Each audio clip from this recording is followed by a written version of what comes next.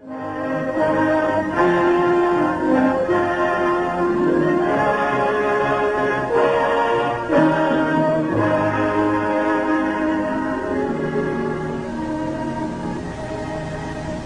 is Robert Montgomery speaking.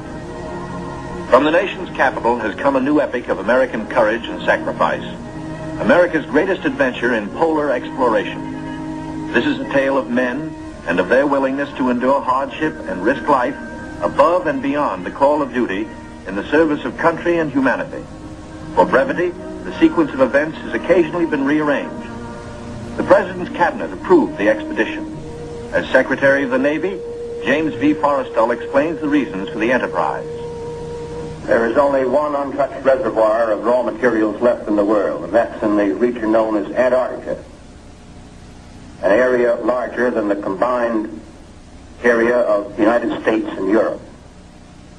The American government is sending a naval expedition to that region. The purpose is to train our Navy in polar operations so that it may better perform its function of preserving the peace upon the seven seas of the world. Beyond that, the American government is seeking to do its share in the discovery and the release to the world of the unknown treasures of Antarctica in the interests of all mankind.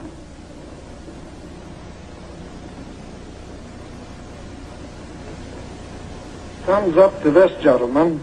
The Secretary has approved our plans, confirming you, Admiral Byrd, as the officer in charge of the expedition, and you, Admiral Cruzen, as the task force commander. And we get everything we need. That makes Operation High Jump the greatest polar expedition in history. Admiral, time is going to be our greatest handicap.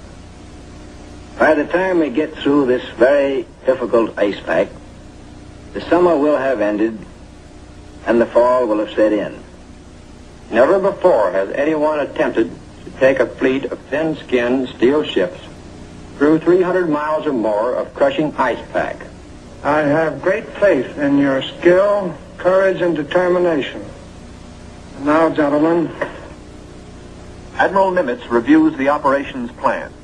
The expedition will comprise 3 groups: a central land plane group to explore the interior from Little America, and 2 seaplane groups, the eastern to map that half of the continental shoreline, and the western to map the opposite coast of Antarctica. After the original orders have been issued, 3 months of planning are needed to organize the giant venture. This is Robert Taylor speaking. At the world's greatest naval base, Norfolk, Virginia, ships of the Central and Eastern groups are loading. The flagship, Mount Olympus, equipped with powerful radio and radar, will serve as the leader's voice of command. Admirals Byrd and Cruzen come aboard to check staff preparations, food, fuel, and clothing for 4,000 men. Byrd greets staff officers who have fitted out the expedition. Not a few vessels, but a fleet. Officers and men, not hundreds, but thousands, and pilots by the score. The Chief of Staff, Captain Quackenbush, calls up the fleet's youngest recruits to meet the admirals, who name them Running Jump and High Jump. The pups are unimpressed by rank. Running Jump and High Jump are first arrivals from the Chinook kennels at Wanalancet, New Hampshire, where sailors are learning the art of navigating dog sleds. Everything happens to sailors. But soon they come to understand and to love the Huskies. They watch their dogs carefully to see that they have enough to drink and enough to eat, and always at the right time. Dog Watch Bluejackets practice the patient care that will keep the dogs in prime form. Not only food, daily attention to their eyes so that they may not suffer the dreaded Arctic snow blindness, and the inevitable vitamin pills that even dogs can't escape these days of ABCD health. The boys learn all the tricks. Tickling of the throat and a pat on the nose gets the pills down. The dog sleds are the small boats of the Antarctic. Each carries 600 pounds, with 10 dogs hauling. Each dog's harness is tailor-made, carefully fitted to avoid the chafing that has been fatal to many a sled dog at below 0 temperatures. The Husky's paws are equally important. There are canine snowshoes, precisely notched for the pulling claws. In cut-down auto chassis, the sailor drivers finish training. Huskies so often have meant life itself to Admiral Byrd that he calls them his Antarctic life insurance company. From Norfolk, Admiral Cruzen sails aboard the Mount Olympus. His crews are a cross-section of the country's manhood. Admiral Byrd will follow later in the carrier Philippine Sea. The Coast Guard icebreaker, North Wind, powerful plow horse of the expedition, backs out. The seaplane tender Pine Island is first to stand out to sea. Steaming south via the Panama Canal, the fleet must cover 12,000 miles to reach Antarctica. At the 100th meridian west, the groups are to separate, and the central group proceed to a rendezvous point at Scott Island. This is Van Heflin speaking. Sailing day at Santiago finds the Western Group helicopters practicing final pinpoint landings on the newly installed helicopter flight deck of the seaplane tender Currituck.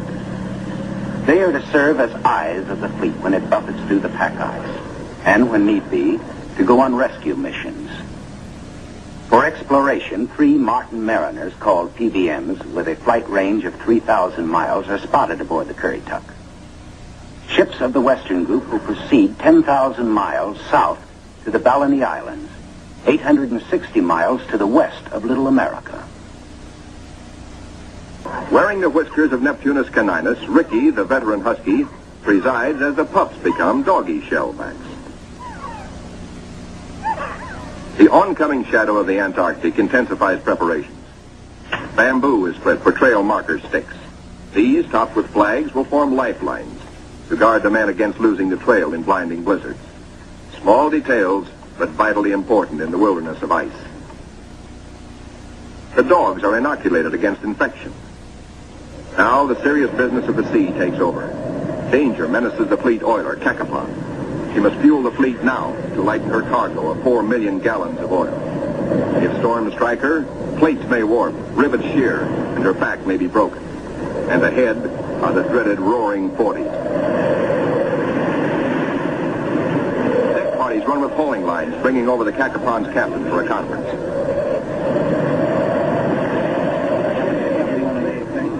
The ships are still on course, forging ahead. But the Cacapon's salty skipper smells storm coming. Few ships travel this lonely ocean, so there are no weather reports.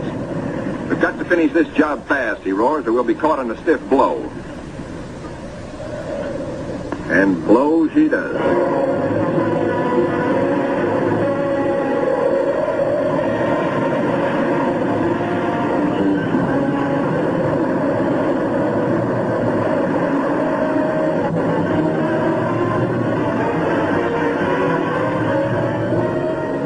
Clearing skies, but still the gale blows hard.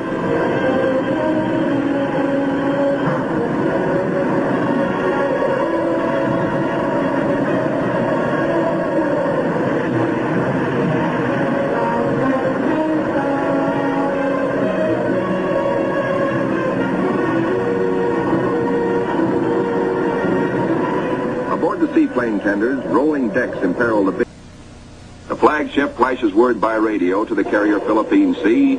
Base ready, weather suitable. On the carrier, 6 planes, triple-checked, are ready for their moment of destiny. Admiral Byrd has given the pilots a final briefing. Everything depends on split-second timing. Pilots, man your planes. No 3,000-foot runway here. Only a scant 300 feet. Jet propulsion is their reliance. Crewmen attach jet containers, 4 to a plane.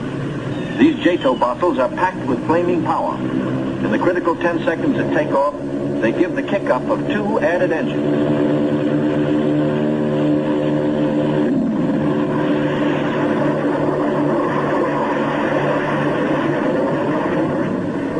Byrd is airborne in exactly 100 feet.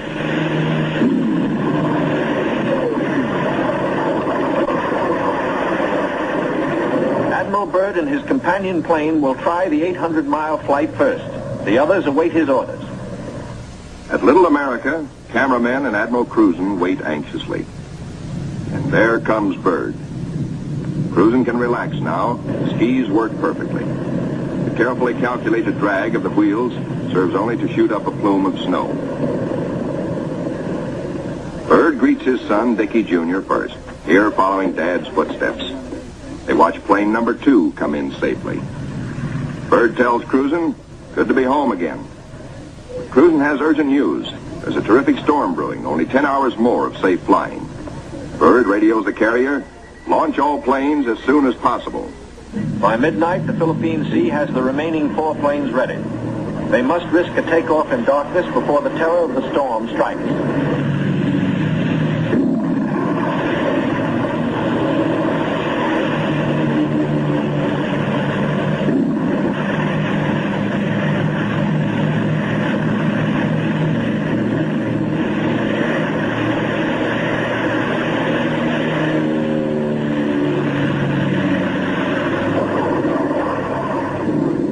Finds the planes over the pack ice. With frozen death below and weather closing in, navigation becomes tricky. This close to the pole, the magnetic compass is no help.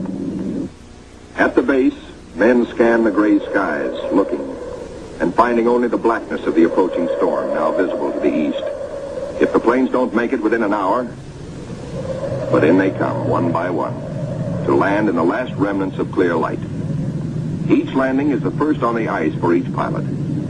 These men are the first ever to fly big planes into the Antarctic. Or on previous expeditions, the planes were freighted in, assembled, and only then were they flown. These Navy and Marine Corps flyers have been bred on stormy going. Their long experience and, above all, the Navy's relentless training in all details brings them in, but with little time to spare. The blizzard hits, 100 miles an hour, scouring across the sastrugi. In storms such as this, many brave explorers have died.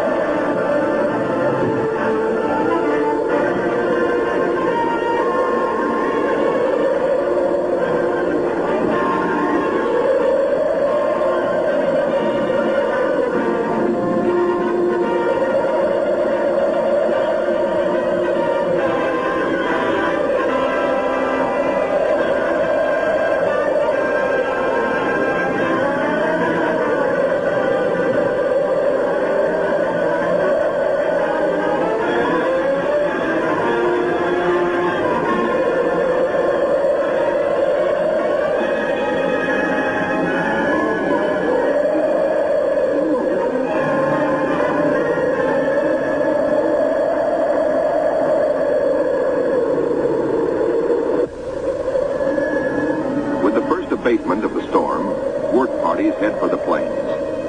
The blizzard is 40 hours old. The wind has become bearable. The expedition flight schedules are days behind. They must get the heaters going, clean out the frost.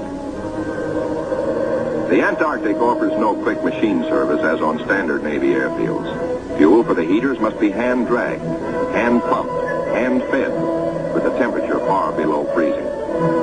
The chow wagon, the never-failing CB tractor, gives the work parties a lift back to the mess tent for hot coffee, food, and warmth. Only the Navy, Marine Corps, Coast Guard, and Army cameramen who made this official record know the price they paid for these blizzard films. They covered the Pacific battles for posterity. This cold day, they froze their whiskers to make these first color films of an Antarctic blizzard. Little America digs out. The planes still stand on the line uninjured. Icicles and snow to be cleared off, but no plane blown away. Lashings held. Tent City intact proved out the technique of survival evolved by Byrd in a lifetime of exploration. Not one tent went down.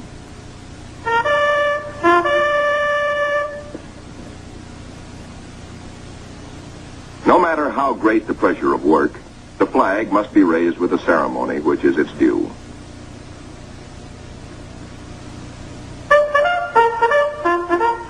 Admiral Byrd declares Little America IV in full operating commission.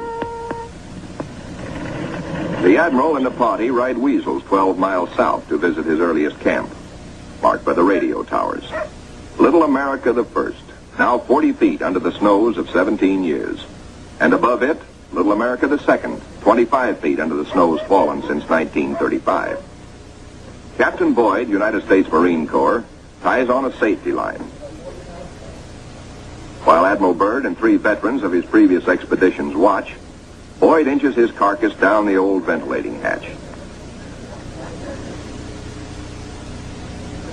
It stood 20 feet in the air when it was put up 12 years before. He pokes a stick up as a marker for the main hatch. Now all hands, the Admiral included, will have a chance to go look-see. Below, the old-timers find a lantern that lights at once. No manner of other gear. For here in Antarctica, there is no decay, no rust, no dust, not even germs. Fruits, vegetables, meats, all good after 17 years.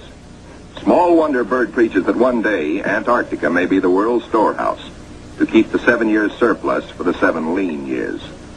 Byrd, bringing with him the old corn cob he'd forgotten in 1930, comes up last. He meets heavy going, but he makes it the hard way and seems to like it. Can men survive in freezing water? Men from Mars, members of a special underwater demolition team, wear the new cold water rubber survival suit.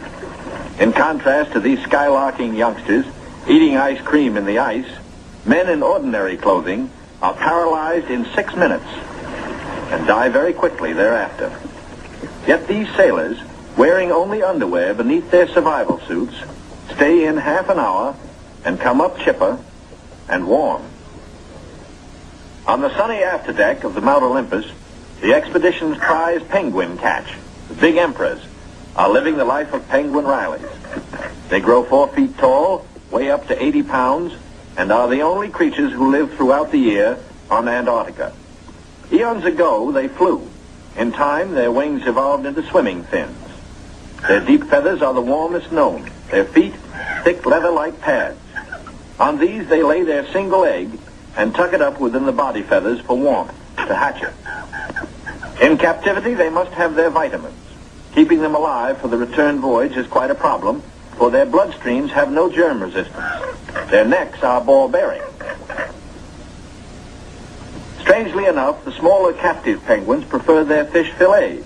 They won't eat live fish out of a pail.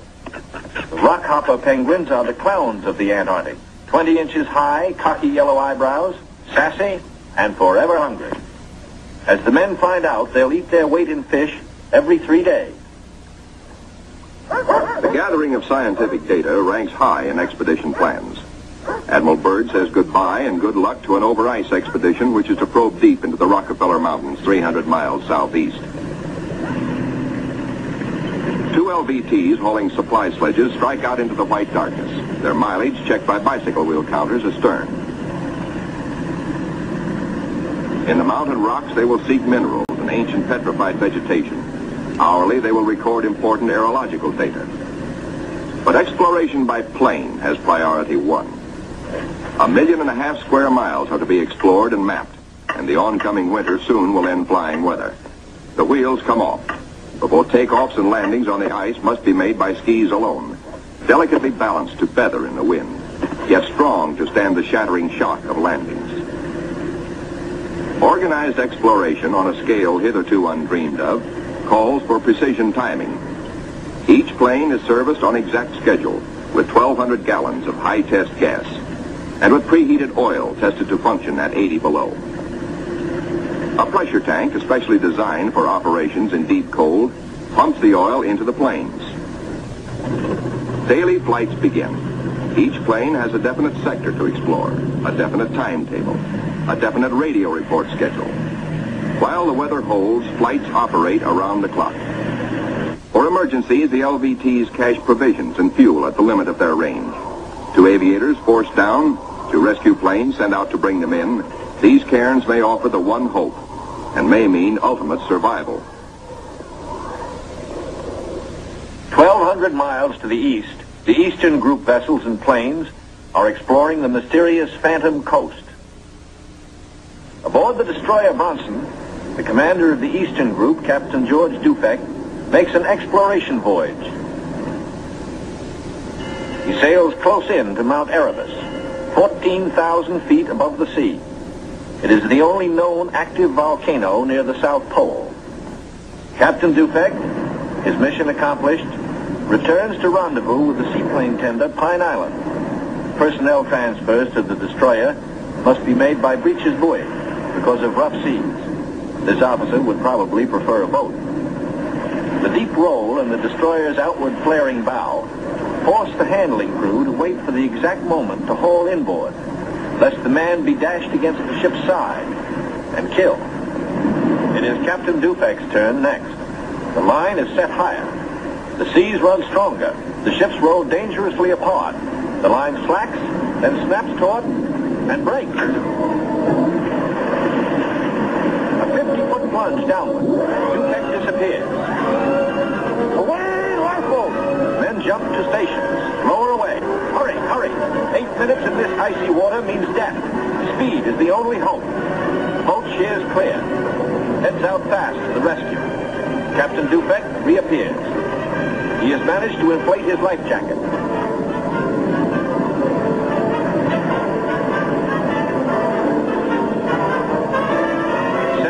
Gone. Dufek grabs the lifeline. The seaman clutches him. By a margin of seconds, he is safe. 1,500 miles west of Little America, the Currituck and her western group are off the Shackleton ice shelf, circling the Sunset Coast. The western group commander, Captain Bond, gives pilots and plane crews a last briefing on Antarctic dangers and the technique of survival if forced down. The flight about to start is the longest and most important so far for the Western group. Before takeoff, survival gear is checked. Gear to keep 9 men alive for 100 days. Food, drugs, sleds, sleeping bags. On the water, the great TBM makes her takeoff run.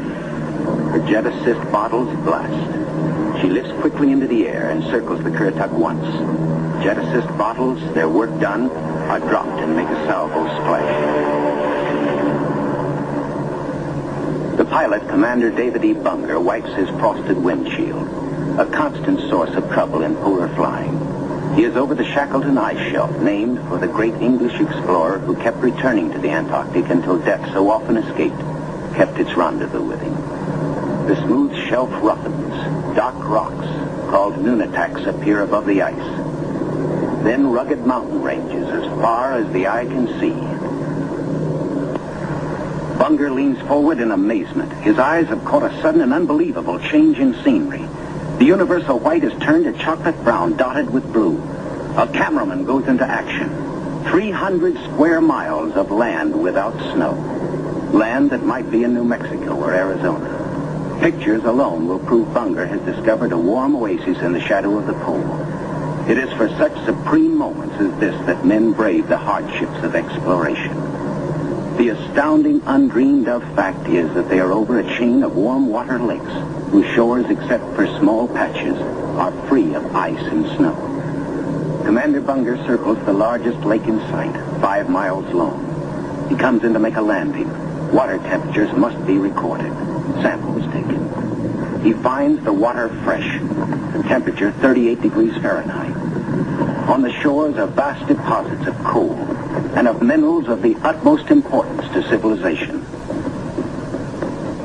Aside from their headline discovery, Bunger and his men have another good reason for hustling home to the Currituck. At Little America, a warning sounds. The fleet is in sudden danger. It is being frozen in. It may be locked within the Bay of Whales. Here is the treacherous foe. If caught, the ships will be wedged against the barrier, crushed. Here will be the graveyard of the fleet.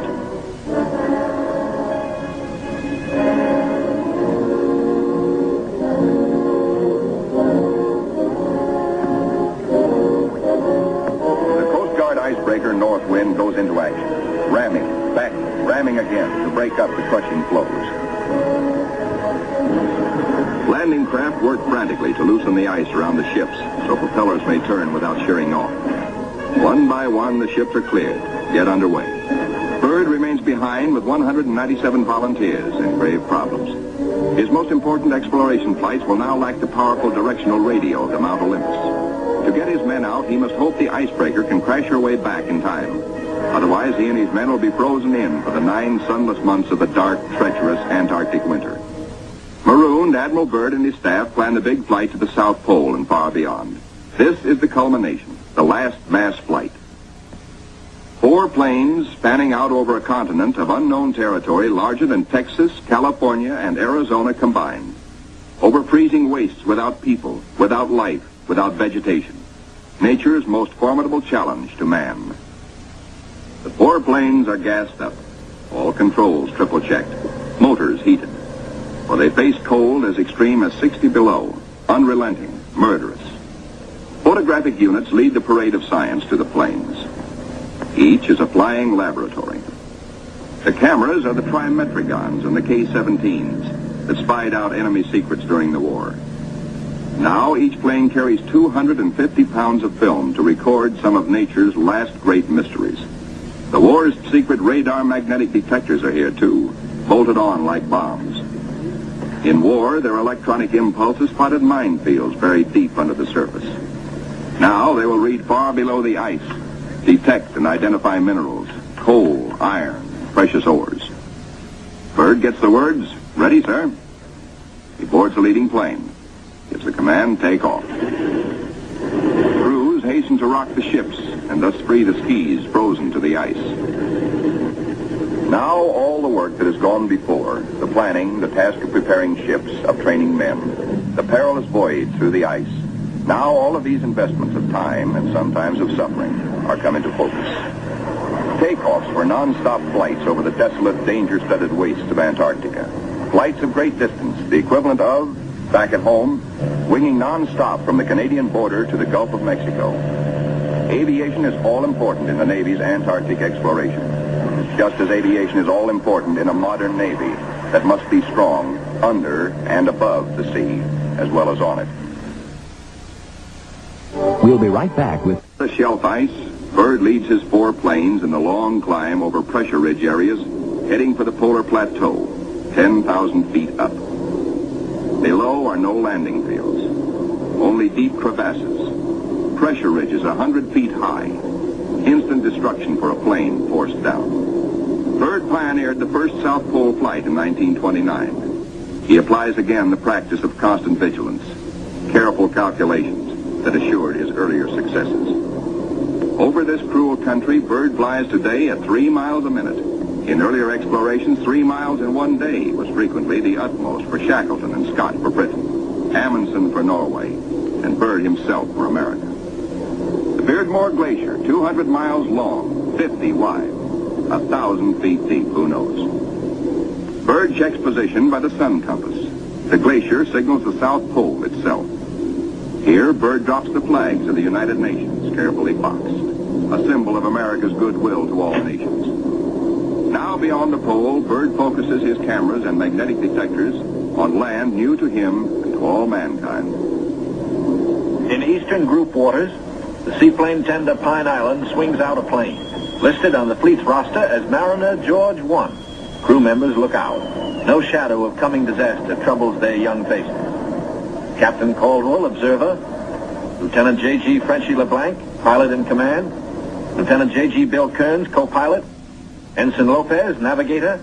And a crew of 5 take off to map the treacherous Phantom coast.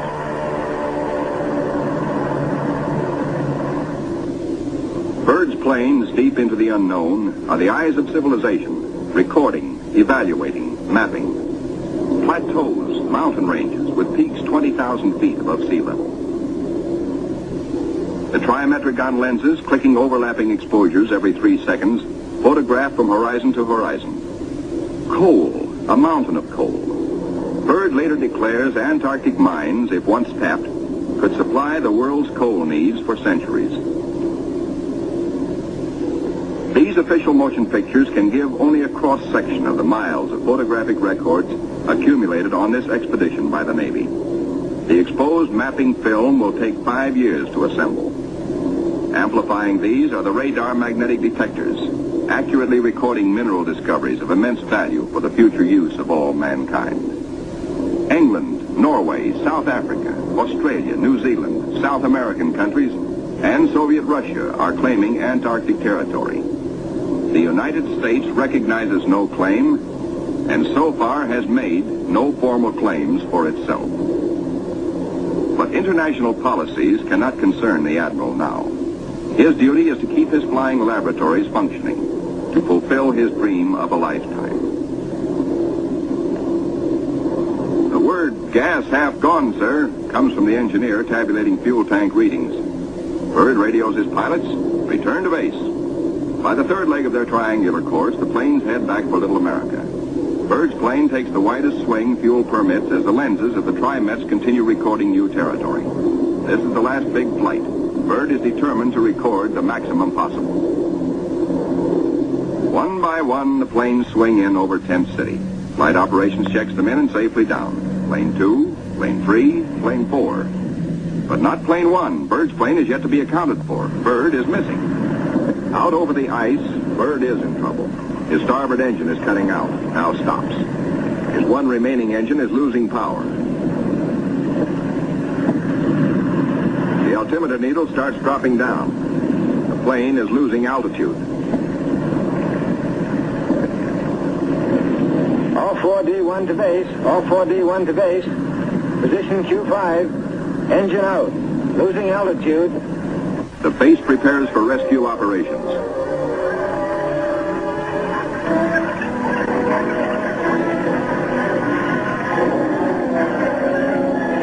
Handicapped by the partial power of one engine, the plane is in jeopardy. Down she drops. The needle drops from 3,000 feet downward, threatening peaks around. A further drop might mean a crash.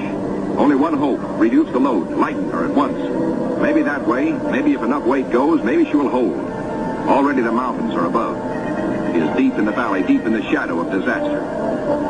The needle drops downward from 1,700 feet. Jettison all gear.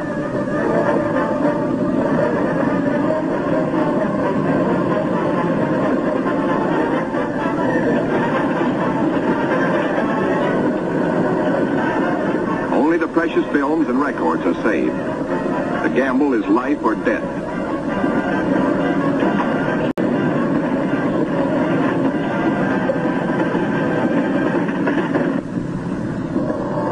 The altimeter levels off at around 900 feet. Slowly she starts to climb. She is gaining altitude. Pilot signals 4-0. 3 hours later at the base, a crippled plane comes into sight. Men peer closely, tense, hushed, as they see the starboard prop dead. The one-engine landing is tricky at best. With skis, on ice, hold your fingers crossed for the pilot.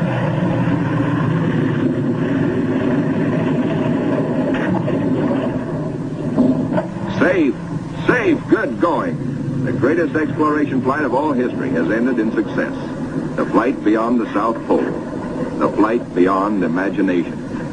But over the Pine Island with the Eastern Group is the shadow of tragedy. Captain Dufek flashes the word by radio.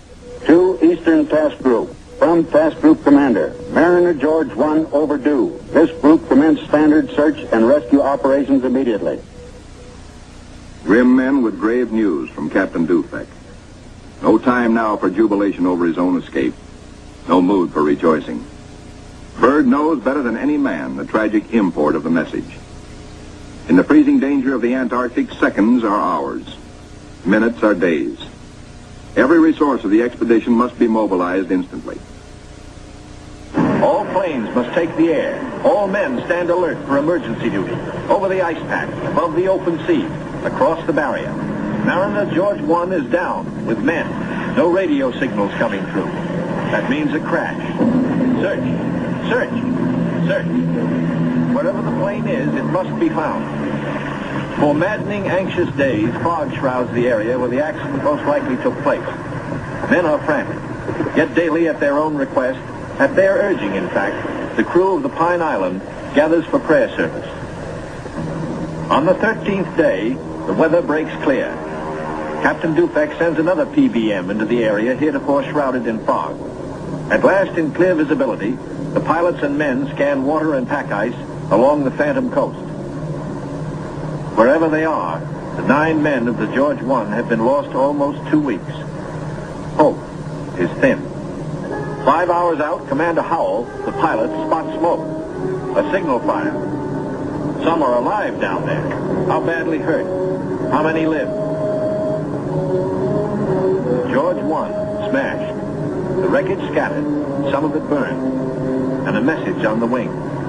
Lopez, Henderson, Williams, dead.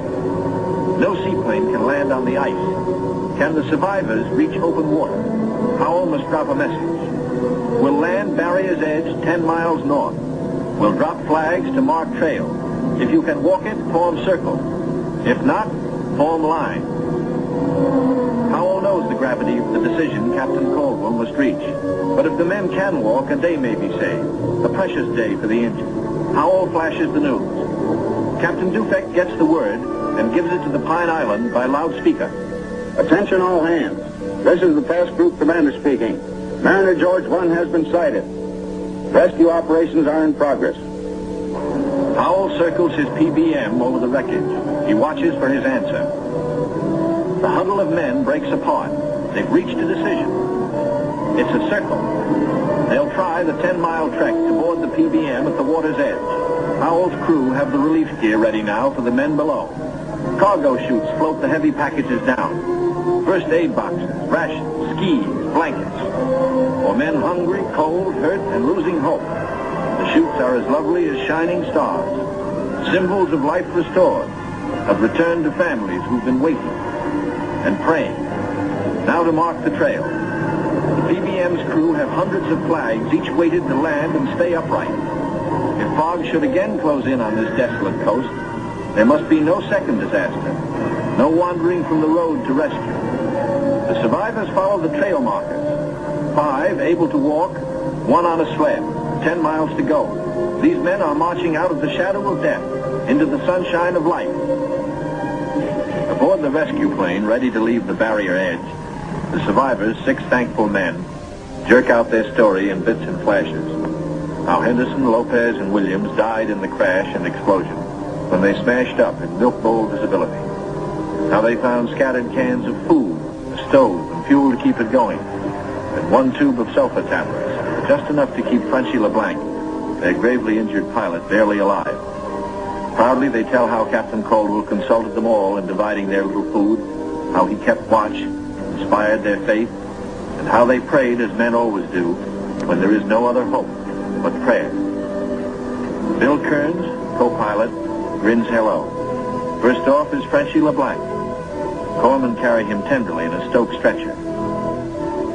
War and Robbins pulled him out of the blazing nose of the plane, but his back, hands, and face suffered 3rd-degree burns, and in the Gethsemane of waiting for rescue, both legs were frozen to the knees. Amputation is inevitable, but he will live. The ship's company of the Pine Island greets their skipper, Captain Caldwell, observer on the flight.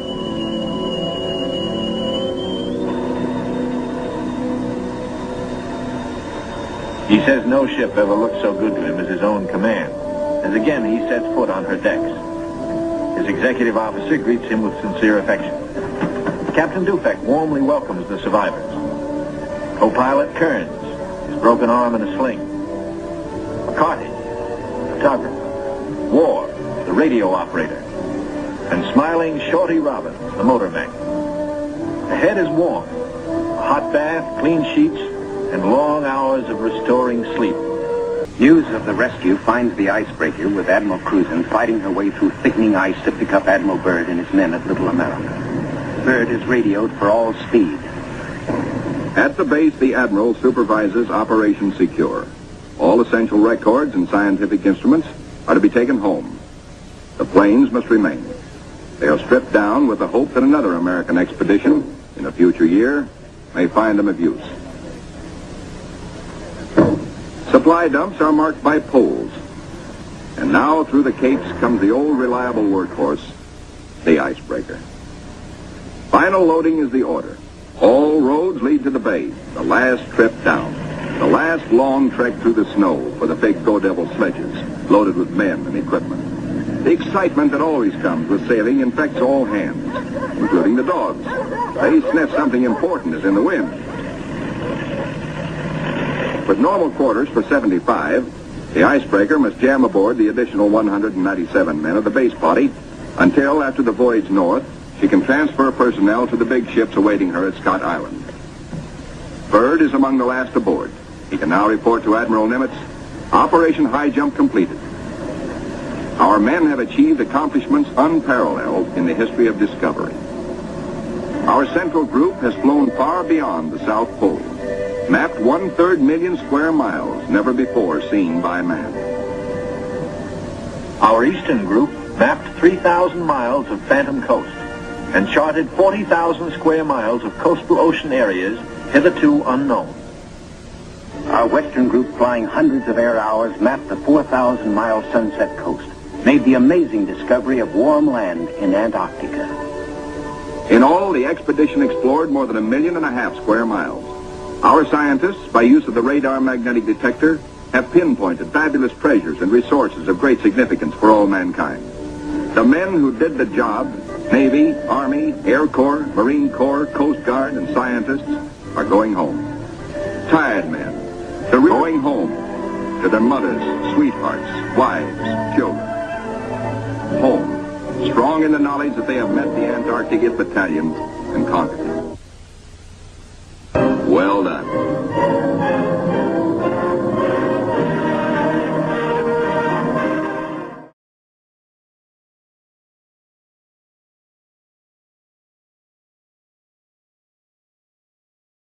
Serve as eyes of the fleet when it buffets through the pack ice, and when need be, to go on rescue missions.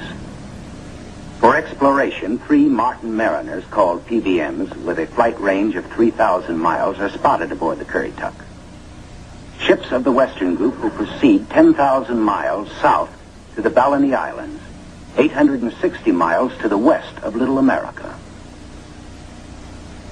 Wearing the whiskers of Neptunus caninus, Ricky, the veteran husky, presides as the pups become doggy shellbacks.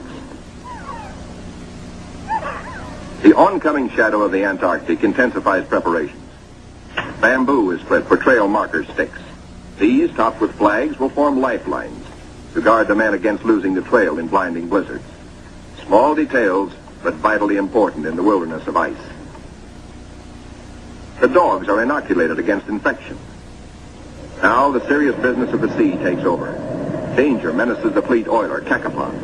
She must fuel the fleet now to lighten her cargo of 4 million gallons of oil. If storms strike her, plates may warp, rivets shear, and her back may be broken.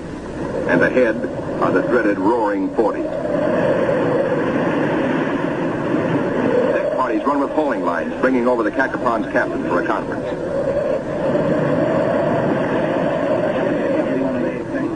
The ships are still on course, forging ahead. But the Cacapon's salty skipper smells storm coming. Few ships travel this lonely ocean, so that Gets the pills down. The dog sleds are the small boats of the Antarctic. Each carries 600 pounds, with 10 dogs hauling. Each dog's harness is tailor-made, carefully fitted to avoid the chafing that has been fatal to many a sled dog at below zero temperatures. The husky's paws are equally important. There are canine snowshoes, precisely notched for the pulling claws. In cut-down auto chassis, the sailor drivers finish training. Huskies so often have meant life itself to Admiral Byrd that he calls them his Antarctic life insurance company. from Norfolk, Admiral Cruzen sails aboard the Mount Olympus. His crews are a cross-section of the country's manhood. Admiral Byrd will follow later in the carrier, Philippine Sea. The Coast Guard icebreaker, North Wind, powerful plow horse of the expedition, backs out. The seaplane tender, Pine Island, is first to stand out to sea. Steaming south via the Panama Canal, the fleet must cover 12,000 miles to reach Antarctica. At the 100th meridian west, the groups are to separate, and the central group proceed to a rendezvous point at Scott Island. This is Van Heflin speaking. Sailing day at Santiago finds the Western Group helicopters practicing final pinpoint landings on the newly installed helicopter flight deck of the seaplane tender Currituck. They are to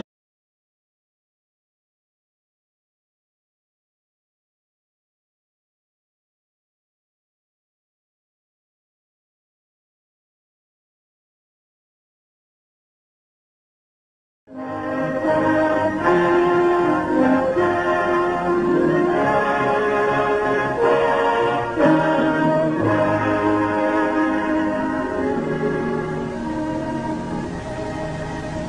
is Robert Montgomery speaking. From the nation's capital has come a new epic of American courage and sacrifice, America's greatest adventure in polar exploration. This is a tale of men and of their willingness to endure hardship and risk life above and beyond the call of duty in the service of country and humanity. For brevity, the sequence of events has occasionally been rearranged. The President's Cabinet approved the expedition. As Secretary of the Navy, James V. Forrestal explains the reasons for the enterprise. There is only one untouched reservoir of raw materials left in the world, and that's in the region known as Antarctica, an area larger than the combined area of the United States and Europe. The American government is sending a naval expedition to that region. The purpose is to train our Navy in polar operations so that it may better perform its function of preserving the peace upon the seven seas of the world. Beyond that, the American government is seeking to do its share. At the world's greatest naval base, Norfolk, Virginia, ships of the Central and Eastern groups are loading. The flagship, Mount Olympus, equipped with powerful radio and radar, will serve as the leader's voice of command. Admirals Byrd and Cruzen come aboard to check staff preparations, food, fuel, and clothing for 4,000 men. Byrd greets staff officers who have fitted out the expedition. Not a few vessels, but a fleet. Officers and men, not hundreds, but thousands, and pilots by the score. The Chief of Staff, Captain Quackenbush, calls up the fleet's youngest recruits to meet the admirals, who name them Running Jump and High Jump. The pups are unimpressed by rank. Running Jump and High Jump are first arrivals from the Chinook kennels at Wanalancet, New Hampshire, where sailors are learning the art of navigating dog sleds. Everything happens to sailors. But soon they come to understand and to love the Huskies. They watch their dogs carefully to see that they have enough to drink and enough to eat, and always at the right time. Dog Watch Blue Jackets practice the patient care that will keep the dogs in prime form. Not only food, daily attention to their eyes so that they may not suffer the dreaded Arctic snow blindness. And the inevitable vitamin pills that even dogs can't escape these days of ABCD health. The boys learn all the tricks, tickling of the throat and a pat on the nose, In the discovery and the release to the world of the unknown treasures of Antarctica, in the interests of all mankind.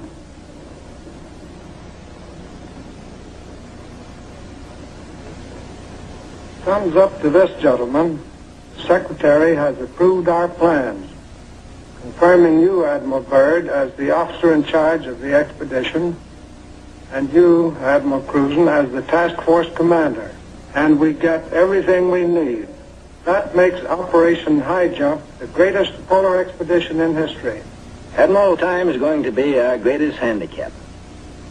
By the time we get through this very difficult ice pack, the summer will have ended and the fall will have set in. Never before has anyone attempted to take a fleet of thin-skinned steel ships through 300 miles or more of crushing ice pack. I have great faith in your skill, courage, and determination. And now, gentlemen, Admiral Nimitz reviews the operations plan. The expedition will comprise 3 groups: a central land plane group to explore the interior from Little America, and 2 seaplane groups, the eastern to map that half of the continental shoreline, and the western to map the opposite coast of Antarctica. After the original orders have been issued, 3 months of planning are needed to organize the giant venture. This is Robert Taylor speaking.